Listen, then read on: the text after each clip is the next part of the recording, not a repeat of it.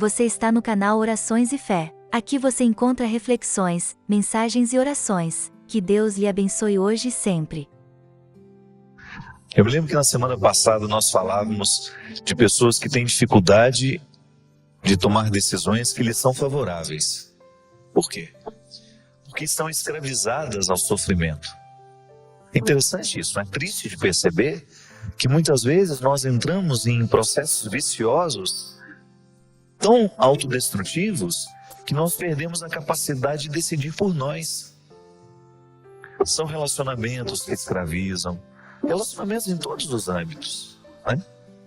Desde um namoro, uma relação de amizade, até mesmo uma vida conjugal. Quando você percebe que para que aquele relacionamento dê certo, você tem de perder a sua pertença. Você tem de abrir mão de tudo que você é. Isso é cruel, não é?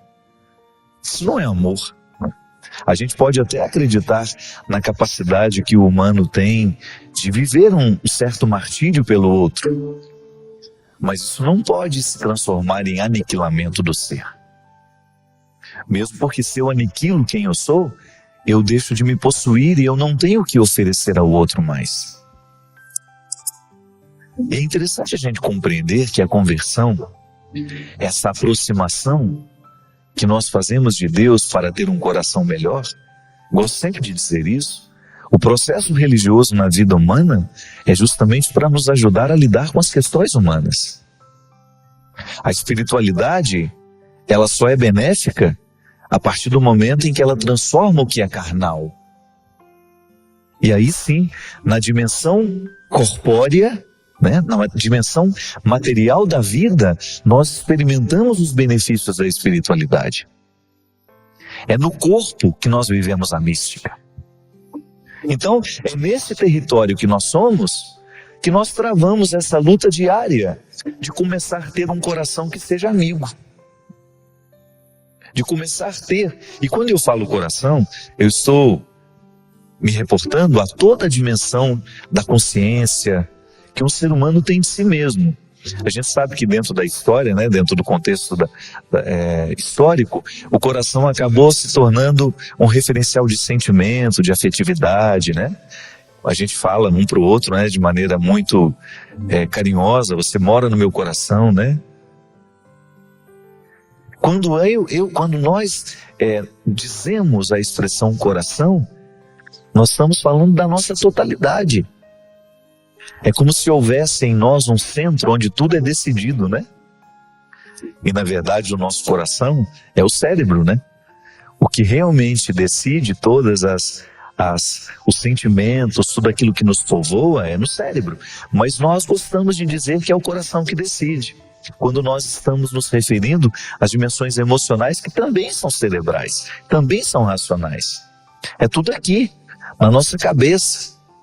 Então, quando eu tenho a facilidade de alimentar sentimentos opressivos, por exemplo, eu estou sendo desfavorável ao meu coração. Porque uma pessoa que é dominada por sentimentos opressivos, por pensamentos opressivos, ela vai ter muita dificuldade de viver harmoniosamente, de buscar equilíbrio nas coisas, nas realidades. Nós começamos a morrer, minha gente, no momento em que a gente passa a pensar errado. No momento em que a gente substitui um pensamento bom por um pensamento ruim. Quando nós substituímos um pensamento positivo, né? Quando a gente acorda de manhã e você, ao invés de perceber o que está sendo bom, você se fixa naquilo que está defeituoso. E então você impede o seu coração de estar em harmonia, de bater favorável, né? E coração que não bate favorável apanha. Então não podemos ter um coração que fica apanhando o tempo todo. No sentido, a agressividade, você sabe disso, já cansamos de falar isso aqui. A agressividade, ela é absolutamente necessária na vida humana. E como é que nós devemos exercer a nossa agressividade? Sonhando alto, buscando no nosso dia a dia a melhoria de nós mesmos. Porque se nós não fazemos isso, nós vamos começar a agredir as pessoas, fisicamente até. Vamos agredir com as nossas palavras, vamos agredir com os nossos gestos, com a nossa postura. Existem pessoas que nunca levantaram a mão para dar um tapa no outro, na outra pessoa, mas é agressiva o tempo todo. A agressividade que nós precisamos ter é aquela que não nos permite ficar estacionados naquilo que nós já alcançamos de nós mesmos. Essa sim é a agressividade a que Jesus se referia. Que Jesus dizia que é preciso ser violento para conquistar o reino dos céus. Não foi isso que ele disse? É preciso ser violento. Mas não no sentido de retirar a espada e sair matando todo mundo que passa pela nossa frente, não. A violência tem que ser quando você se encoraja para matar tudo aquilo que em você é nocivo. Tudo aquilo que em você é diabólico, tudo aquilo que em você, aquilo que em nós é prejudicial a nós mesmos. E é por isso que a conversão é sempre uma transformação de mentalidade. São Paulo já falava isso e nos ensinava com toda a sua cultura, né? São Paulo era um homem profundamente conhecedor da cultura de sua época, era um grande filósofo, um homem que tinha contato com a cultura profana, digamos assim, secular da sua época. E São Paulo traz toda a gama de conhecimento que a formação cultural dele tinha dado a ele para compreender o cristianismo. Essa é a grande diferença de Pedro e Paulo, né? Pedro, um homem simples que não teve oportunidade de estudar, então o que ele fez? Aplicou-se o tempo todo numa prática de levar o evangelho adiante, no corpo a corpo, né? No dia a dia, na tarefa árdua de viajar, de andar distâncias para fazer o evangelho acontecer nas comunidades. Paulo já era mais erudito, né? E tinha o grupo dele lá também, que gostava de pensar o cristianismo e disseminar o cristianismo com cartas, com palestras naquela época, né? Reunia, é verdade, ele reunia as comunidades nos grandes teatros. Então veja bem, você tinha naquele momento a igreja de Pedro caminhando com todas as dificuldades, né? com toda aquela coragem que Pedro tinha, porque Pedro era um homem trabalhador, era um pescador. Então certamente ele utilizava de todos os recursos que ele tinha para falar de Jesus a partir da experiência prática de ser quem ele era, de fazer o que ele fazia. E ele converteu muita gente. Ele converteu milhares e milhares de pessoas e ainda hoje nós somos filhos de Pedro. Mas Paulo, com sua capacidade de pensar o cristianismo, levou o cristianismo aos lugares mais inusitados através da cultura, através da inteligência, da elaboração de cartas que ainda hoje nós lemos nas nossas comunidades e dizemos, depois de terminada a leitura, palavra do Senhor.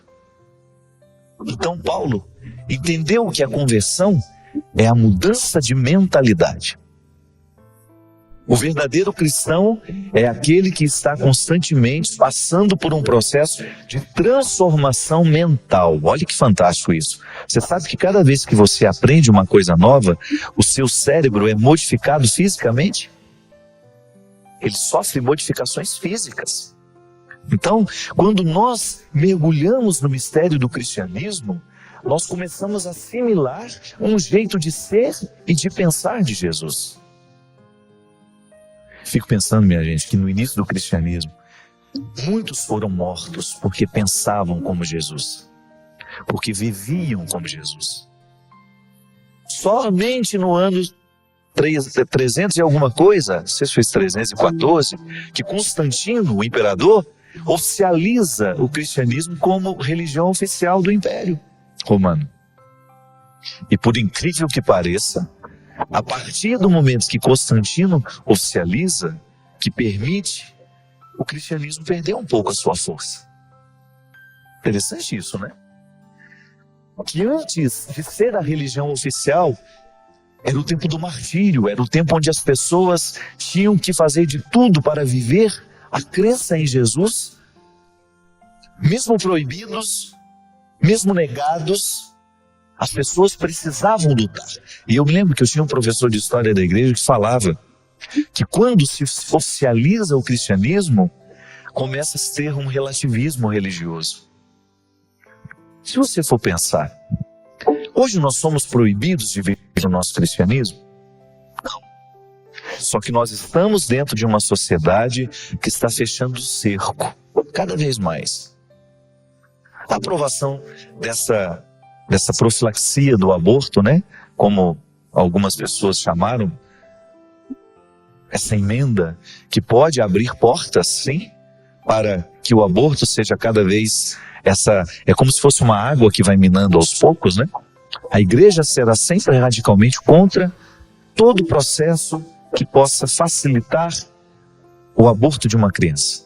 Nós não estamos nem aqui entrando no mérito das questões das políticas públicas, que a mulher tem direito a isso, tem direito àquilo. Nós não estamos entrando nesse mérito. Essa é uma discussão política. Nós estamos falando do valor da vida, que nós precisamos preservar o tempo todo.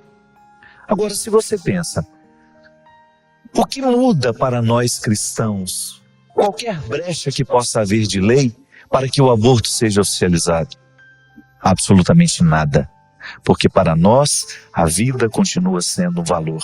E nós vamos fazer de tudo, ainda que seja um trabalho de formiguinha, para que nenhuma mulher aborte o filho que está esperando. O evangelho não é apenas uma mochila que leva às costas e que de vez em quando você se livra dela.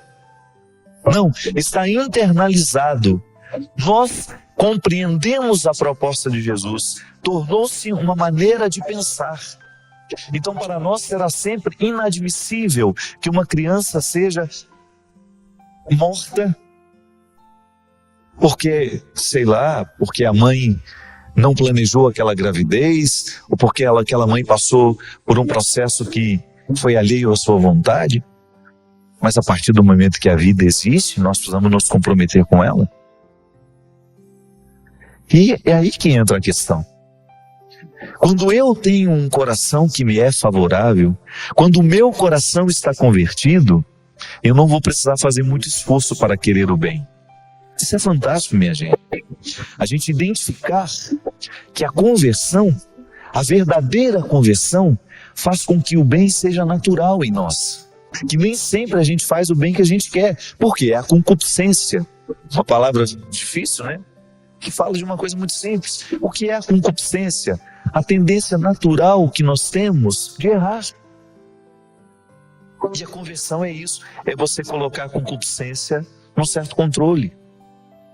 É você identificar que em você existe uma fragilidade que precisa de cuidado. Eu sempre gosto desse exemplo. A fragilidade não pode nos assustar. É como um cristal. Eu tenho uma peça na minha casa que é preciosa. Então eu tenho que guardar de um jeito que ela não esteja exposta aos riscos de ser tratada de qualquer jeito, né? Por quê? Porque ela é de cristal. Ela é frágil. Então o que é frágil me indica que haverá um cuidado maior. Nós não temos almas rudes. Nós temos almas frágeis. E por isso que dentro de nós precisamos passar constantemente pela experiência do cuidado, pela experiência da compaixão, pela experiência da amorização. Porque se a gente não coloca amor nesse coração, se a gente não converte o nosso coração, querer o bem vai ser sempre um processo penoso para nós. Fazer o bem será sempre um processo doloroso. E não pode ser assim. A partir do momento que nós assumimos o cristianismo como uma proposta de vida, fazer o bem deve ser uma satisfação, um prazer. Deus lhe abençoe e ilumine hoje e sempre. Não esqueça de se inscrever e tocar no sininho, para receber uma notificação do YouTube, sempre que tiver uma mensagem nova por aqui.